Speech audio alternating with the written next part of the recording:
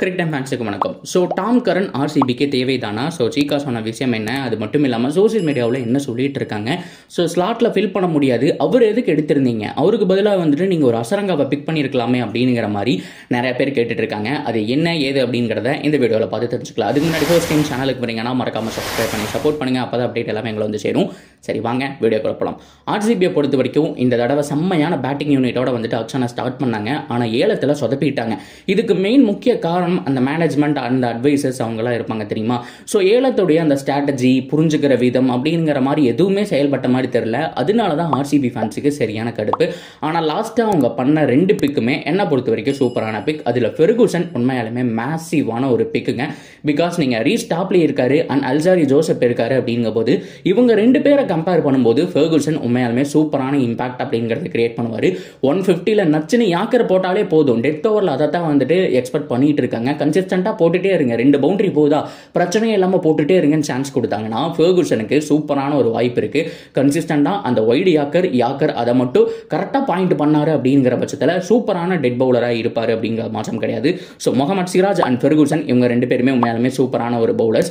So அது போக வைசாக் விஜயகுமார் எடுப்பாங்களா இல்லை வேற யாராவது உள்ள வருவாங்களா அப்படிங்கிறத பொறுத்து தான் பார்க்கணும். ஸோ எப்படியே இருந்தாலும் அந்த 4th பவுலிங் ஆப்ஷன் அப்படிங்கிறது வந்துட்டு கேமரூன் கிரீன் அவர்கிட்ட இருந்து வந்தாகுங்க. ஸோ கண்டிப்பாக ஒரு ஓவர் போட்டு தான் ஆகணும் அப்படிங்கிற சுச்சுவேஷன் வந்துருச்சு. பிகாஸ் வந்துட்டு ஸ்பின்னர்ஸ் மேக்ஸ்வெல் கிட்ட இருந்து ஒரு 4 ஓவர் வரணும். அது போக தகர் எடுத்து வச்சிருக்காங்க, அவங்க கிட்ட இருந்து வரணும்.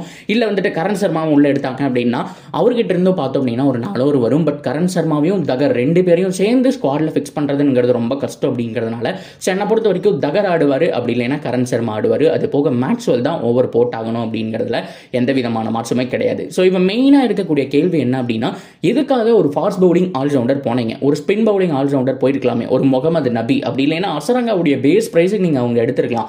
போன தடவை 11.5 கோடி ஒர்த் இல்லை அப்படிங்கிற மாதிரி சொன்னோம்.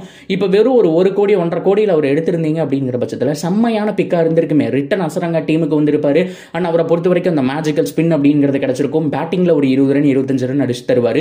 ஸோ அசரங்காவை நீங்கள் பிக் பண்ணியிருக்கணும். ஃபாஸ்ட் பவுலிங் ஆல்ரவுண்டர் போனதுக்கு பதிலாக நீங்கள் கண்டிப்பாக வந்துட்டு ஸ்பின்னருக்கு தான் போயிருக்கணும். டீமை பொறுத்த வரைக்கும் ஸ்பின் யூனிட் தான் வந்துட்டு தத்தளிச்சிட்டு இருக்குது. மேக்ஸ்வெல் ஒருத்தர் தாங்க foreign spinner. At least Mujibur Rahman இருந்தார், அவரை ட்ரை பண்ணியிருக்கலாம். ஸ்குவாட்ல ஃபிக்ஸ் பண்ணுறாங்க இல்லை வேற விஷயம். இந்த சேக் பாக் மாதிரியான ட்ராக்கு அண்ட் குஜராத் டைட்டன்ஸ் மாதிரி வந்துட்டு அவங்களுடைய ஹோம் கிரவுண்டான அகமதாபாத் லாங் வென்யூ இது எல்லாமே பார்த்தோம் அப்படின்னா ஸோ அந்த மாதிரி இடத்துல எல்லாம் யூஸ் ஆவாங்களே. நீங்கள் ஸ்குவாட்ல கூட ஃபிக்ஸ் பண்ணியிருக்கலாமே, ஏன் இப்படி பண்ணுறீங்கிற மாதிரி ஆர்சிபி ஃபேன்ஸ் கேட்டிருக்காங்க. உண்மையாலுமே அது ஒரு மிஸ்டேக் நான் சொல்லுவேன். கண்டிப்பாக ஸ்பின் யூனிட்டை பற்றி நம்ம தனியாக பார்ப்போம். என்னதான் தகர் இருந்தாலும் அது போக கரண் சர்மா இருந்தாலும் ஸோ நியூ ஸ்பின்னர்ஸ் எத்தனை பேர் வந்திருந்தாலும் மேக்ஸ்வெல் ஒருத்தர் தான் இந்த ஃபாரின் ஸ்பின்னர் ஆப்ஷன் அப்படிங்கிறது இருக்குது. கண்டிப்பாக இன்னும் ஒருத்தர் எடுத்திருக்கணும். ஒரு முகமது நபி இல்லை முஜிபுர் ரஹ்மான், அது மட்டும் இல்லாமல் அசரங்கா, இவங்களுக்கு பேஸ் பிரைஸ் போயிருக்கணும். ஆனால் எல்லாத்தையுமே இடத்துல விட்டுட்டு கோட்டை விட்டுட்டாங்கன்னு சொன்னோம். சரி ஓகே, இது எல்லாமே ஒரு பக்கம் இருக்கட்டும். மெயின் ப்ராப்ளம் டாம் கரன் இந்த டீமுக்கு தேவைதானான்னு சொல்லிட்டு அந்த தேவைதானான்னு சொல்றதுக்கு முன்னாடி அவங்க பிக் பண்ண அந்த பிக் அப்படிங்கிறது சூப்பரான ஒரு பிக்குங்க, அதில் மாற்றமே கிடையாது. டாம் கரன் பொறுத்த வரைக்கும் அவ்வளோ சூப்பரான பவுலர் கிடையாது. எக்ஸ்பென்சிவாக போவார், கண்டிப்பாக ஒரு வந்துட்டு ஒரு 40 ரன் கொடுப்பாரு, 2 விக்கெட் வேணாலும் அவர் எடுத்து தருவார். பேட்டிங்கை பொறுத்த வரைக்கும் ஓகோன்னு ஹிட்டிங் ஆடக்கூடிய ஆளெல்லாம் கிடையாது. ஒரு 20 ரன் 25 ரன் அவர்கிட்ட இருந்து எதிர்பார்க்கலாம். அதுவும் மேசிவ் சிக்ஸ் எல்லாம் வராது, உருட்டி தான் ஆடுவார் அப்படிங்கிற மாற்றம் கிடையாது. இருந்தாலும் இவருடைய இந்த பிரைஸில் டாம் கரன் உள்ள எடுத்து போட்டதுங்கிறது உண்மையாலுமே சூப்பர் பிக். ஆனால் நீங்கள் எதுக்காக டாம் கரன் எடுத்து உள்ள போட்டீங்க அப்படிங்கிறதா மிகப்பெரிய கேள்வி. பிகாஸ் உங்களுக்கு தேவை ஸ்பின்னர் தான். இப்போ ஸ்பின்னர் டீமில் ஆட முடியாதுங்க. வில் ஜாக்ஸ் ஒருத்தர் இருக்காரு, ஆனால் நீங்கள் அவரை ஸ்குவாடில் வந்துட்டு ஃபிக்ஸ் பண்ண முடியாது. பிகாஸ் மேலே வந்துட்டு கேமரூன் கிரீன் ஆடி ஆகணும், ஃபேப் டூ பிளஸி இருக்காரு, அது மட்டும் இல்லாமல் மேக்ஸ்வெல் இருக்காருங்கிற பட்சத்தில் 4வது ஃபெர்குசனோ டாப்லியோ அல்சாரி ஜோசப்போ உள்ள வந்துருவாங்க. ஸோ அந்த சமயத்தில் ஸ்பின் யூனிட் அப்படிங்கிறது அடி வாங்குது. ஸோ பியூர் மேஜிக்கல் ஸ்பின்னர் எடுத்திருக்கலாம், அப்படி இல்லைன்னா வேற யாராவது நீங்கள் பார்த்துருக்கலாம். ஸோ டாம் கரன் எடுத்தது ஒர்த்து இல்லை அப்படிங்கிற மாதிரி சொல்லிட்டு இருக்காங்க. ஸோ என்னை பொறுத்த வரைக்கும் டாம் கரன் இந்த ப்ரைஸில் ஒர்த்தானவர் தான். ஆனால் அவங்க எல்லாருமே சொல்கிற மாதிரி ஸ்குவாடில் ஃபிக்ஸ் பண்ண முடியாதுங்க. எதுக்காக டாம் கரன் அப்படிங்கிறத மிகப்பெரிய கேள்வி. ஸோ சீக்கா தெளிவாக சொல்லியிருந்தாரு. ஸோ வாரிவல்லல் கரன் அப்படிங்கிற மாதிரி ரன் அதிகமாக கொடுப்பாரு. ஆனால் பேஸ் ப்ரைஸில் எடுத்தது என்னை பொறுத்த வரைக்கும் ஓகே தான், ஃபேன்ஸ் எல்லாத்துக்கும் ஓகே தான். ஆனால் ஸ்குவாடில் ஃபிக்ஸ் பண்ணுறது ரொம்ப கஷ்டம். இன்கேஸ் வந்துட்டு நிறைய பேர் கேட்குறாங்க, கேமரூன் கிரீன் இன்ஜுரி ஆகிட்டு என்ன ப்ரோ பண்ணுவீங்க, இல்லை ஒரு வரலினா என்ன பண்ணுவீங்க அப்படின்னு சொல்லிட்டு. கேமரூன் கிரீன் இன்ஜுரி ஆனாலோ வரலினாலோ அவங்களுக்கு ரிப்ளேஸ்மெண்ட்டாக என்னை பொறுத்த வரைக்கும் டாம் கரனை நான் கண்டிப்பாக கொண்டு வர மாட்டேன். ஸோ அதுக்கு பதிலாக பார்த்தோம் அப்படின்னா வில் ஜாக்ஸை ஸ்ட்ரெயிட்டாகவே கொண்டு வந்துடுவேன். பிகாஸ் மேக்ஸ்வெல் ஒருத்தர் இருக்காரா, அது போக இவர்கிட்ட இருந்து ஒரு 4 ஓவர் அப்படிங்கிறத நம்ம எக்ஸ்பெக்ட் பண்ணலாம். அது போக தகர் கிட்ட இருந்து வரும். ஸோ அப்படி பார்க்கும்போது யூனிட் இன்னும் ஸ்ட்ராங்காக இருக்கும். ஆனால் கண்டிப்பாக இவருடைய பிரைஸ் டாக் ப்ரெஷர், அது மட்டும் இல்லாமல் ஒரு ஃபாரின் ஃபாஸ்ட் பவுலர் கொஞ்சம் ஷார்ட்டாக இருக்குது அப்படிங்கிறதுனால கேமரூன் கிரீன் தான் 11ல் ஆடுவார். வில் ஜாக்ஸுக்கான வாய்ப்பு அப்படிங்கிறது ஒரு சில மேட்சஸ் இருக்காது. கிடையாது. மேபி யாராவது எங்காவது சொதப்புனா உள்ள எடுத்துட்டு வரக்கான சான்ஸ் அப்படிங்கிறது ஹைலி பாசிபிள். சரி, ஓகே, டாம் கரனை ஃபிட் பண்றதுக்கு வேற வழியே இல்லையான்னு கேட்டா ரொம்ப ரேரா ஒரு வழி இருக்கு. என்னை பொறுத்த வரைக்கும் டாம் கரனை ஒரு 4வது ஆப்ஷனாக தான் பார்க்குறேன். அப்படி பார்க்கும்போது ஃபெர்குசன் சொதப்புனா டாப்லி சொதப்புனா வந்துட்டு அல்சாரி ஜோசப், இல்லை அல்சாரி ஜோசப் சொதப்புனா டாப்லி. இவங்க 3 பேர் இல்லைனா மட்டும்தான் டாம் கரன் 11ல் ஆட முடியும். எனக்கு தெரிஞ்சு 14 போட்டிகள் ஆர்சிபி விளையாடுவாங்களா, 2 இல்லை 3 போட்டிகள் டாம் கரன் இருக்கிறதுக்கான சான்ஸ் இருக்குங்க. மேபி அதுவும் கேமரூன் கிரீனோட பெர்ஃபார்மன்ஸை பொறுத்து தான் பார்ப்பாங்க. ஸோ கேமரூன் கிரீனுக்கு பதிலாக டாம் கரன் உள்ள வரதுங்கிறது ரொம்ப ரொம்ப கஷ்டமான விஷயம். ஸோ இதுவே டாம் கரனுக்கு பதிலாக ஒரு ஸ்பின்னர் எடுத்திருந்தாங்க அப்படிங்கிற பட்சத்தில் அழகா ஸ்குவாட்ல வந்துட்டு ஃபில் பண்ணிருக்கலாம். மேலே மேக்ஸ்வெல், அது மட்டும் இல்லாமல் ஃபேப் டு பிளெஸி. ஸோ அதுக்கப்புறம் வந்துட்டு நீங்கள் ஒரு மேட்ச் வந்துட்டு கேமரூன் கிரீன் சாக்ரிஃபைஸ் பண்ணலாம். ஃபாஸ்ட் பவுலர் கண்டிப்பாக சாக்ரிஃபைஸ் பண்ண முடியாது.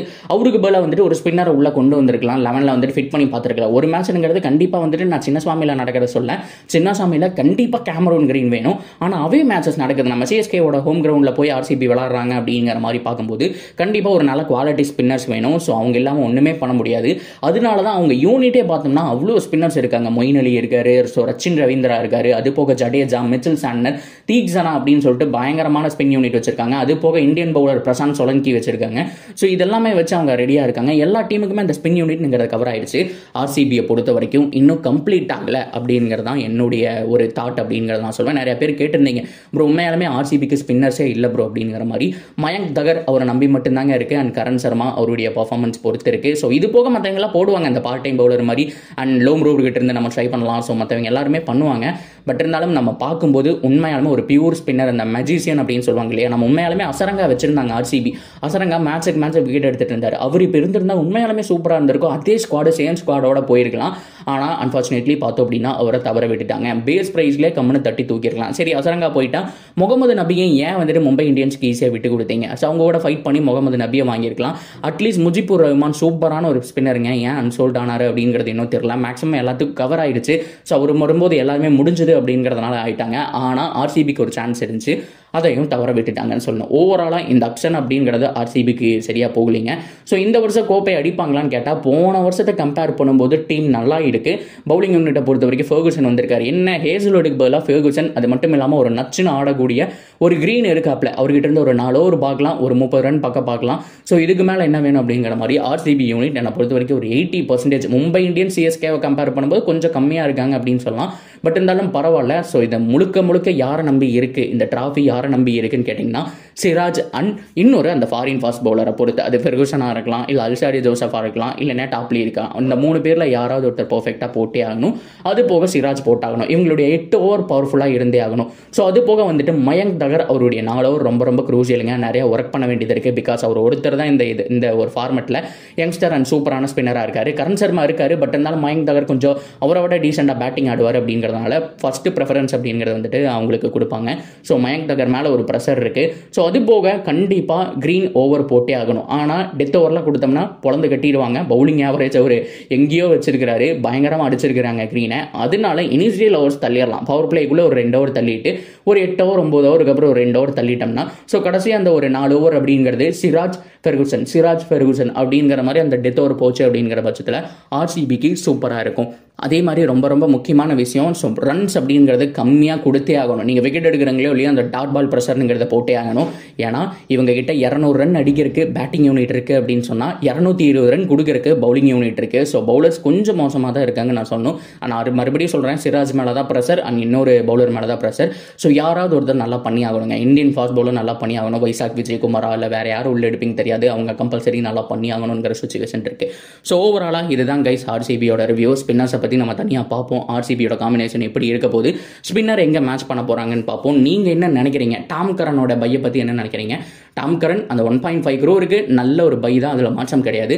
ஆனால் என்னை பொறுத்த வரைக்கும் அவருக்கு போல ஒரு ஸ்பின் ஆல்ரவுண்டர் இருந்திருக்கலாமே, ஸோ நபி இந்த மாதிரியான பிளேயர்ஸ் இருந்திருக்கலாமே, நிறைய பேர் வெளியில் இருக்காங்களேங்கிற ஒரு விஷயம் தான். ஸோ பிகாஸ் அசரங்காவுடைய இடத்த ரிப்ளேஸ்மெண்ட் அப்படிங்கிறது வாங்கலை, அக்ஷனில் பயங்கரமாக சொதப்பிட்டாங்க அப்படிங்கிறது தான் நிதர்சனமான உண்மை. ஸோ ஓவராலாக நீங்கள் என்ன நினைக்கிறீங்களோ தாராளமாக கமெண்ட் செக்ஷனில் சொல்லலாம்.